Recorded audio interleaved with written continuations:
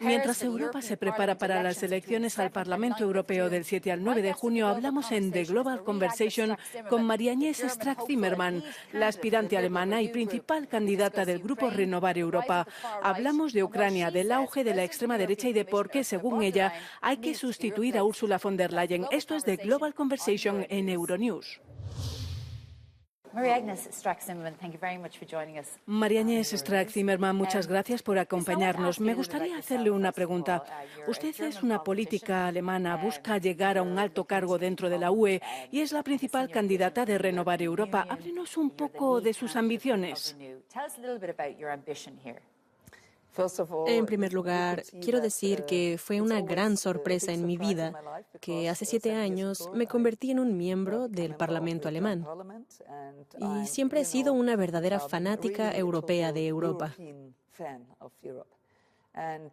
Y tal vez sea algo de mi generación. Tengo 66 años y vengo de Düsseldorf, que está muy cerca de la frontera neerlandesa. Y cuando estudiaba en Múnich y mis padres vivían en Düsseldorf, viajaba mucho a los Países Bajos. Y en ese entonces había fronteras y fronteras y tenías que enseñar el pasaporte. Y ahora tengo 3 hijos y 2 de ellos estudiaron en los Países Bajos. Y me di cuenta de lo maravillosa que es esta Europa. Como jefa de la Comisión de Defensa del Bundestag alemán, me doy cuenta, y no solo por estos 2 últimos años con el ataque de Rusia a Ucrania, sino que desde antes me di cuenta de que en el tema de la seguridad, la única manera de resolver todos los problemas correctamente es con nuestros socios europeos. Así que, para abreviar, estoy ansiosa por formar parte del Parlamento Europeo y sí, es un momento nuevo en mi vida. Tengo mucho que aprender, soy consciente de ello, pero seguiré adelante. Los liberales, sin embargo, van por detrás en las encuestas en este momento. Si las cosas van mal, podrían llegar a ser quintos. Ahora están terceros, pero podrían quedar por detrás del ECR, que es el grupo de derecha a extrema derecha. ¿Por qué cree que el mensaje no llega a la gente para que vote a los liberales? Sabes, en estos tiempos tan duros, no es fácil para la gente buscar un partido que les dé la oportunidad de decidir por sí mismos. Y hay mucha gente en Alemania que se da cuenta de que son tiempos difíciles y están buscando un líder muy fuerte. Y tal vez para la ideología liberal, incluso en tiempos difíciles, tienes que ser libre y responsable de tu vida. Y cuando vemos en Alemania el auge de grupos como Alternativa para Alemania, por ejemplo, y luego en toda Europa el auge de la extrema derecha, ¿no le preocupan sus implicaciones para Europa, para los valores europeos y la política europea? Sí, absolutamente. Tienes que explicar a la gente que votar por AfD no se hace por diversión. Es realmente un momento terrible porque sabemos que la AfD vendrá y formará parte del Parlamento Europeo para recortarlo todo. Y la jefa de la AfD, en una entrevista con el Financial Times, dijo que si ella fuera parte del Parlamento Europeo, apoyaría que Alemania salga de la Unión Europea. Lo dijo, y creo que es muy importante que lo hiciera para que todo el mundo se diera cuenta de que AfD es un partido nacional, no un partido europeo. Y hace 2 semanas tuvimos una discusión en Alemania sobre el marco alemán, porque lo están buscando de nuevo. ¿Puedes creerlo? Porque en el manifiesto de Renovar Europa se habla de eliminar las cargas burocráticas para los agricultores, por ejemplo, pero también de apoyar la producción sostenible de alimentos. ¿Cómo propone hacerlo? Porque obviamente el tema de la agricultura está muy presente en estas elecciones. No soy especialista en cuestiones de agricultura, pero creo que tenemos que hacerlo juntos. Creo que un gran problema es que los agricultores que viven en distintos países tienen normas diferentes. Y creo que es muy importante para todos los agricultores en Europa que las normas sean en todos los países una misma regla. He hablado con los agricultores. Tuvimos grandes discusiones a principios de año. Creo que la solución no es ir contra ellos. Tenemos que encontrar un camino juntos. Pero tengo que decir que tengo colegas que están mejor calificados para hablar sobre cuestiones de agricultura. Yo soy una política de cuestiones de defensa y les dije que sé más sobre tanques que sobre tractores. Ambos son maquinaria pesada. Ambas son máquinas pesadas, sin duda. Pero al mismo tiempo, el medio ambiente va a ser uno de los puntos centrales del nuevo mandato. ¿Cuál es su posición sobre la importancia de respetar el Pacto Verde tal y como se acordó inicialmente? Porque vemos que en algunas áreas hay un intento de reducir partes del mismo y, de hecho, incluso su propio partido votó en contra de la eliminación progresiva de los motores de combustible, algo que en realidad fue aclamado como un éxito realmente bueno. Entonces, ¿cuál es su posición sobre asegurar el Pacto Verde? Sí, creo que el Pacto Verde, en primer lugar, suena muy bien. Pacto Verde. Y si hablas con las empresas en Alemania, están definitivamente buscando un futuro verde. Pero de nuevo, ahí está la burocracia, con miles de reglas. No una regla única. Hay una segunda, una tercera, una cuarta.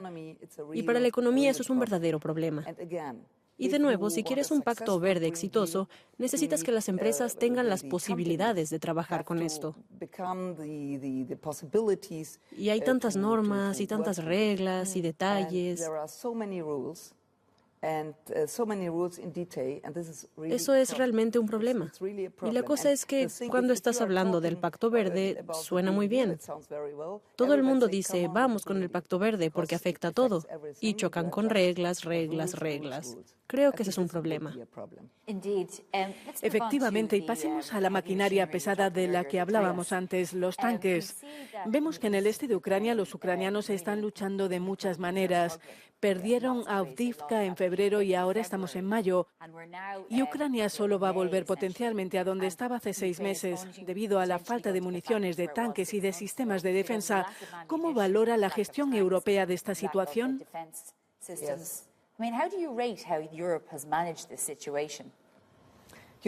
Hace 2 años yo estaba muy feliz, porque si se compara con el primer ataque de Rusia contra Ucrania hace 10 años, en 2014, lo primero que pensé durante los primeros meses fue, de acuerdo, Europa está realmente cerca y puede ayudar a Ucrania. Pero después de 2 años ya no estoy segura de su éxito. Por ejemplo, la señora von der Leyen dijo hace meses 1 millón de municiones.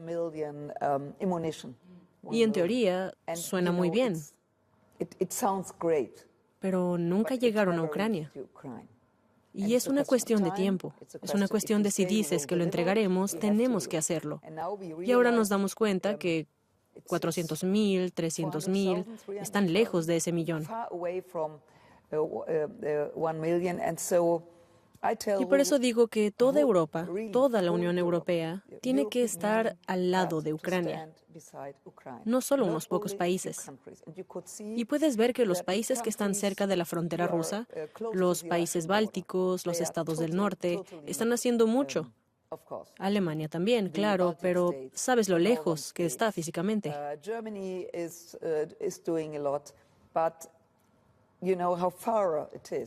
Y es eso. A algunos países les parece que esta situación está lejos, pero en realidad es un gran problema para toda Europa. Y tenemos que hacer más. De verdad, tenemos que hacer más. Si Ucrania pierde esta guerra, tendremos un gran problema, no solo en la Unión Europea, sino en todo el mundo. Y todavía tenemos que ver qué pasa en Estados Unidos en noviembre. ¿No cree usted que tiene razón el canciller Scholz al seguir diciendo no a los misiles de largo alcance Taurus? No, no tiene razón. Pero esta discusión es una discusión muy caliente en Alemania, porque tenemos estos misiles Taurus y podríamos entregarlos a Ucrania. Y el problema es que hemos tenido esta discusión durante casi un año. Y es increíble porque Rusia podía ver lo que sucedía y se daba cuenta de lo que estábamos hablando. Así que el problema es que después de un tiempo se dieron cuenta de que Alemania no lo haría. Y esto es insufrible. No tenemos tiempo para discutir, tenemos que cumplir. Así que no, el canciller no tiene razón. En un año tenemos las elecciones nacionales en Alemania y su objetivo es ser el canciller de la paz. Pero todo el mundo es un político de la paz. Todo el mundo quiere parar esta guerra, pero en el buen sentido, no con Rusia atacando a toda Ucrania. Y se puede ver que los cohetes no caen solo en el este de Ucrania, están por todas partes. Así que creo que no hay duda de ello. Tenemos que entregarlo. Y tenemos que hacer lo que sea, todo lo que podamos. Todos los países, no solo Alemania. No es solo una cuestión de ayuda bilateral. Es realmente una ayuda de parte de los 27 países de Europa. Y podríamos hacerlo. Si realmente queremos ayudar a Ucrania, podríamos hacerlo. Pero tenemos que hacerlo y no tenemos tiempo. ¿Cómo valora el papel de Ursula von der Leyen en esto? Porque usted ha mencionado que prometió 1 millón de balas esencialmente y que no se han entregado. ¿Qué diría de su presidencia de la Comisión Europea en general? Estoy absolutamente decepcionada, porque ella fue durante 6 años, realmente mucho tiempo, ministra de Defensa de Alemania. Y ella sabe lo que pasa si pierdes tiempo. Y por lo tanto, no tengo idea de por qué hace 5 años, antes de este segundo ataque, porque siempre tenemos que recordar el primer ataque de 2014, la inacción en Crimea. Fue hace 10 años. Y no tengo ni idea de por qué no habló de seguridad militar desde que empezó a ser presidenta de la Comisión, porque ella conoce este tema. Ella sabe lo que pasó.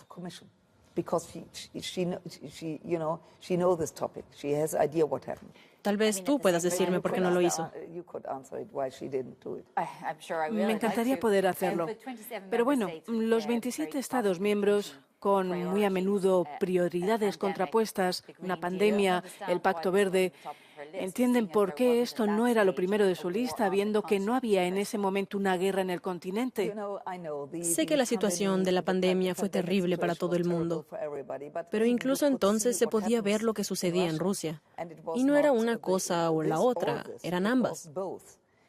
Y creo que si estás al frente de una comisión, no hay solo un tema. Tienes que ver qué pasa en todas partes. Y yo no entiendo. Yo conozco muy bien a Ursula von der Leyen, porque estuve en el Comité de Defensa cuando era ministra.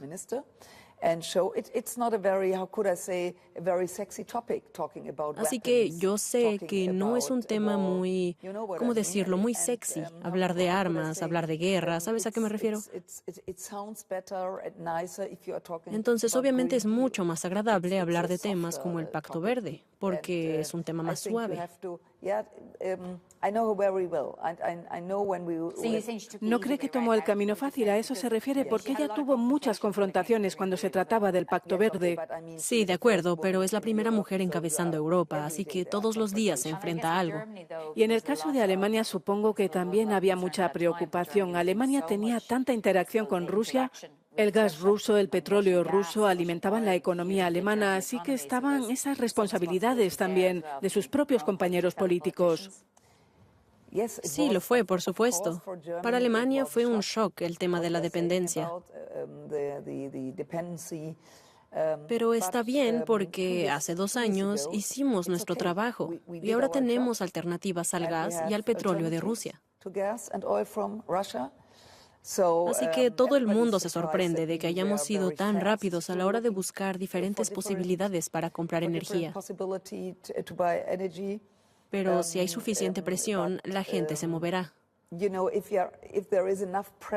Eso lo sabemos. Pero, de todos modos, creo que para la señora von der Leyen, hablar de armas hace 2 años y medio era inimaginable. Y ahora tenemos una gran discusión al respecto. Y me sorprendió que ella no dijera, vamos, tenemos que hacer más en Europa. porque ella tiene la experiencia, incluso si tenía problemas con el Pacto Verde. No entiendo por qué no lo hizo. ¿No cree que ha sido la primera mujer presidenta de la Comisión Europea con éxito o simplemente una presidenta con éxito en la Comisión Europea? ¿Con éxito? Creo que es un trabajo duro, por supuesto.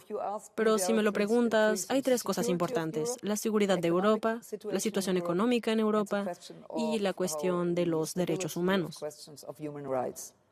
Y como ya dije, la cuestión de la seguridad no es realmente exitosa. El tema de los derechos humanos es una cuestión que tenía a todo el mundo muy irritado. Que ella haya pagado 10.000 millones de euros para el señor Orbán para cuestiones en Ucrania. Todo el mundo estaba realmente sorprendido por ello. Detienes 50.000 millones y luego pagas 10.000 millones y luego él sale de la habitación. Es realmente increíble. ¿Está diciendo que ella pagó a Orbán esos 10.000 millones? ¿Que ella es responsable, que cedió a su chantaje? ¿Es eso lo que está diciendo? Sí, ella es responsable de eso. Y se podía ver que al Parlamento no le hacía gracia esa situación. Y ahora va a tener la discusión legalmente.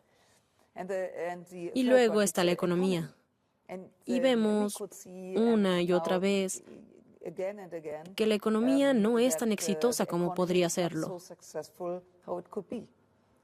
Y vemos que los jóvenes líderes, que los empresarios, las startups, abandonan Europa. Eso es absolutamente terrible. Así que esta cuestión de la burocracia mata cada oportunidad de tener nuevas ideas, de permanecer en Europa como una empresa. Y la gente, los jóvenes, quieren quedarse aquí, quieren vivir aquí, quieren tener éxito aquí. Entonces debería haber una ley europea de reducción de la inflación o algo así. Sí. Yo creo que, volviendo a la pregunta de si la señora von der Leyen ha tenido éxito, me gustaría decir algo muy importante. Que todo el mundo en Alemania pensaba que tendría mucho más éxito del que ha tenido. Y creo que mucha gente en Alemania se sintió decepcionada por ella, por su desempeño. Quiero preguntarle por otro tema importante en este momento, que es Oriente Medio, porque usted fue muy crítica con Josep Borrell cuando criticó los ataques de los colonos en Cisjordania. Fue al mismo tiempo que Irán atacaba a Israel. Después lo condenó, pero usted estaba diciendo que él está fuera de su terreno esencialmente. ¿Qué quería decir exactamente con eso? En primer lugar, el 7 de octubre del año pasado fue absolutamente terrible, inaceptable. El ataque de Hamás a Israel. E Israel tenía derecho a defender el país.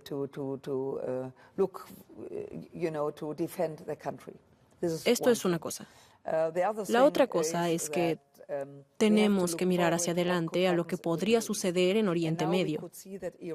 Y ahora vemos que Irán atacó por primera vez Israel directamente, no Hamás, no Hezbollah. Y creo que, en primer lugar, tenemos que encontrar una manera de alcanzar la paz en el futuro. Pero tenemos que recordar que todavía hay 100 rehenes en Gaza. 100. Y conocí a muchos familiares, hermanos, madres de estos rehenes. Es realmente una situación terrible. Y creo que tendremos que buscar la paz para que el pueblo palestino obtenga su propio Estado.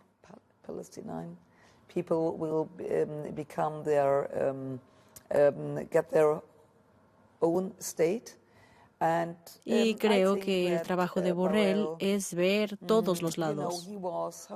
Y desde el principio creo que solo vio un lado. ¿Y tiene alguna crítica sobre la posición israelí en Gaza? Vemos hambre, hambruna, un número excesivo de muertes, etcétera. Bueno, primero que nada, Israel tiene derecho a defenderse. Y, por supuesto, ahora estamos en el camino diplomático, en el que los alemanes y otros hablan con el señor Netanyahu para detener esta guerra. Pero no olvidemos lo que hizo Hamás. Y creo que en el futuro del Oriente Medio es muy importante, de nuevo, que encontremos la paz. Y creo que no tiene tan mala pinta, porque se puede ver que no es solo la parte occidental. No solo Alemania, Francia, Estados Unidos, Reino Unido están mirando hacia adelante, sino que incluso estados como Jordania, como el mundo árabe, todo el mundo en Oriente Medio busca la paz. Y creo que es realmente una buena oportunidad de encontrar un camino, de encontrar una base para un Estado propio para el pueblo palestino.